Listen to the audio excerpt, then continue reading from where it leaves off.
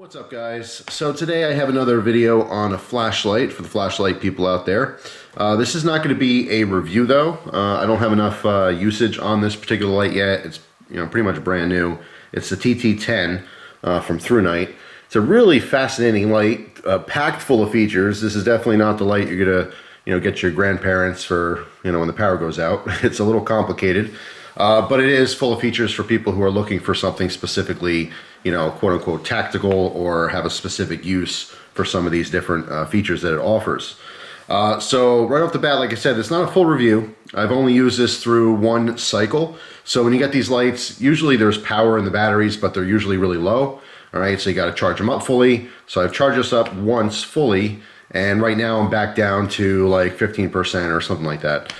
So I only had one charge on this. Usually when I do flashlight reviews, I go through at least 3 or 4 different cycles. I play around with them at night all the time. I go outside, look around the yard, look up in the trees. Occasionally I'll go for a walk or something. I use them inside. So, there's usually a bunch of different use on it, so I can get a better idea of using it. That's the point of any review, right? You actually have to use the products. So I haven't had enough usage on this particular one yet, but I did want to talk about it because I thought it was fascinating. So there's a bunch of things I actually like about this flashlight, but the one thing I don't like is the fact that when it's off, it blinks blue, that battery indicator. All right, see that blinking blue? Clearly it's off. Not really sure why it does that. It's not in the instructions here at all.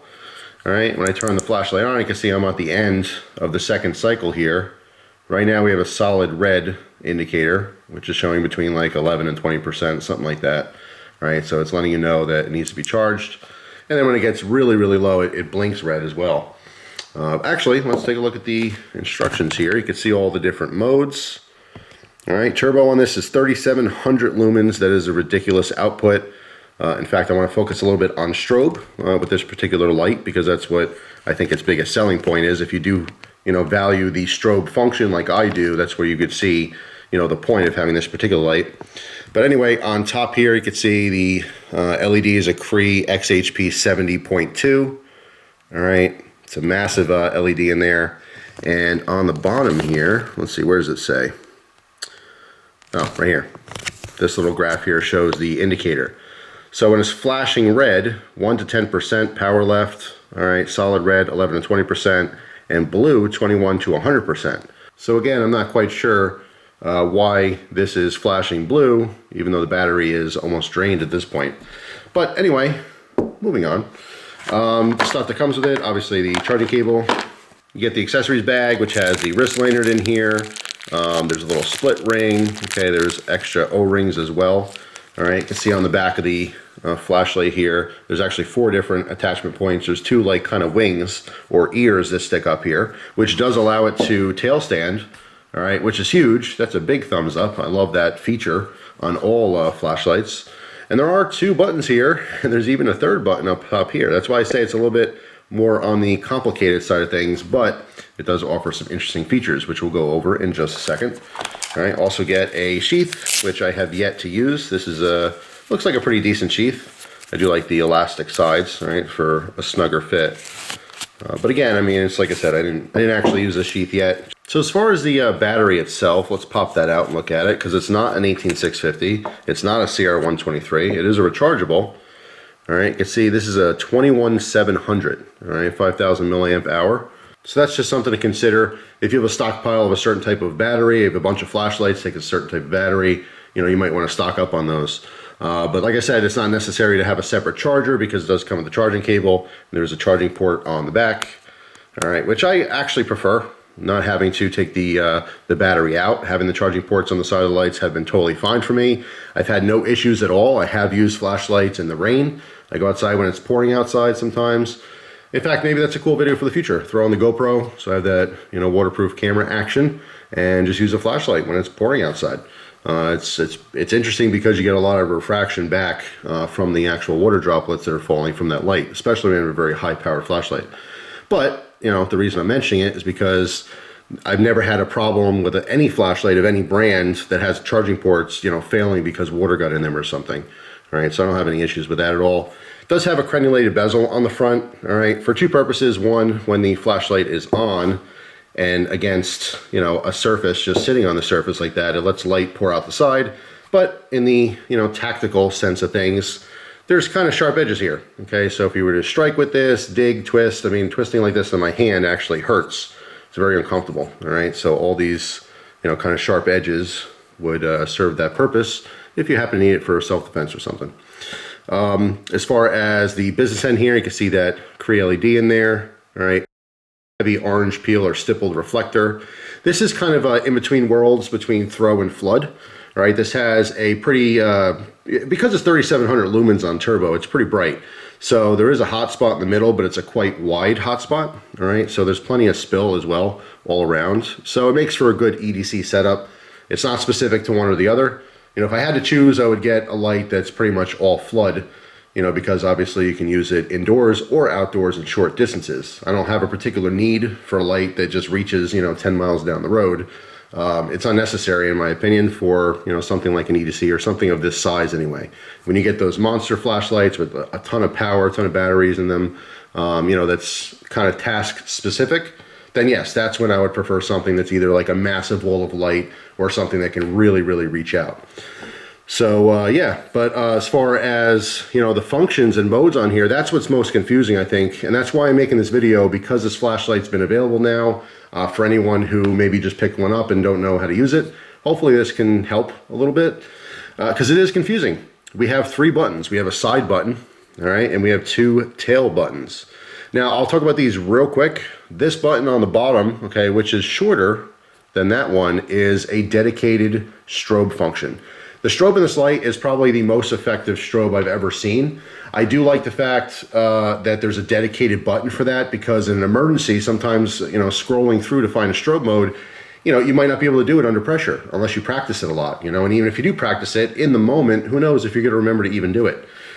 You can access strobe from the side button, okay? From off, it's 3 quick presses. So 1, 2, 3, we're in strobe. However, at any point in time, on any mode, you can just hit this button here, and it is a momentary strobe, okay? You cannot just turn on constant strobe unless you use the side button with those 3 quick presses. But I just like that. And obviously, because there's 2 buttons back here, you have to differentiate between them. And because it's a flashlight, guess what? You're probably using it in the dark, right? So you need a quick indicator as to which one's which. And that's why one is raised and one is lowered. So no matter how you grab this light, whatever orientation, when you get to the back here, you can feel the one that's protruding out is not that button, okay? That is actually a dedicated turbo mode button. So you find whatever you find, whether it's one of these ears or that big button, you know that the small one is a dedicated strobe, okay? Which I'm not even gonna shine it at the table here because it's so bright. It really is debilitating.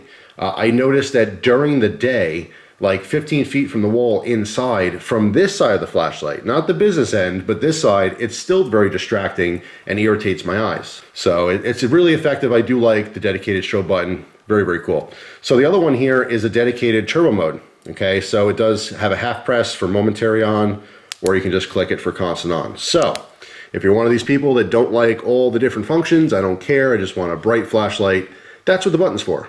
It's a tail clicky, it's tactical because it's on the back here, all right, and all you have to do is just go right to it, and now you're at the highest mode, which is at 3700 lumens. Now, if you want to play around with the other functions, that's where the side switch comes in, okay? The normal, if you hold it off from on, you get that Firefly mode, okay, which is nice. Now, also, when you're in Firefly mode, there is a lockout function on this light. You hold it down again, and it shuts off, okay? What this does is it disables the flashlight from coming on, okay? None of the buttons work. That's a lockout. That's like, I don't know, you're going camping, or you have it accessible and there's kids around, they don't accidentally turn it on and drain all the, battery power out of there. It's more for like longer storage, in my opinion. I don't think it's something that you need to have all the time. In fact, I think it would be, probably not a good thing to have it locked out in your pocket, because you might need an emergency and forget it's locked out, or even if you don't forget, you have to go through the process of unlocking it. So to unlock this function, all you're gonna do is hold it down again, okay? It's gonna go back to Firefly. So once you use the side switch to turn it on, you can do a long press and it'll cycle through low, medium, high.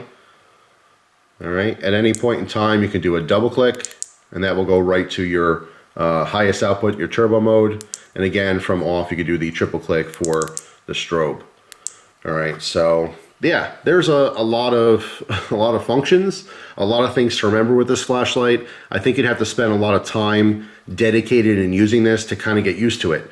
For me, I go through a lot of different flashlights, and oftentimes it's very confusing. You know, I grab a new light, I'm like, okay, well, you know, how does this one work again? And I have to kind of play with it for a couple minutes to remember all those different modes. So with this one, I mean, it's as simple as there's the button for strobe, right? There's the button for on.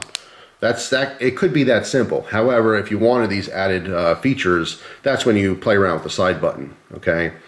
But yeah, I mean, it's interesting. It's confusing for some. I think it's unnecessary for a lot of people out there. But if you're a gear guy or a gear gal, you know, you can use these different functions. It's something definitely worth looking into. Price on these right now, it looks like it's 110 on Thrunite's website, but there's always coupon codes for the website. It's $99 on Amazon, but I believe there's also a coupon code that brings it down to 80. I think 80 is the cheapest you can get this light.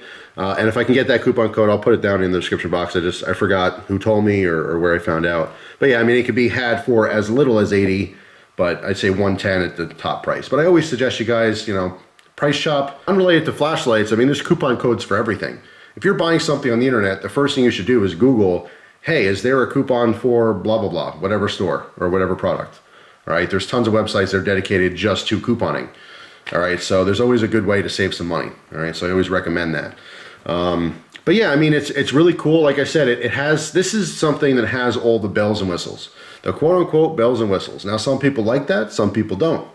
Really, it's up to you. My first impressions, I think it's cool because it's different. It's offering some features that a lot of other flashlights don't offer, and a price point that is unreachable. I mean, Thrunite has always been there with offering much, much cheaper lights for the same power and same features as other lights.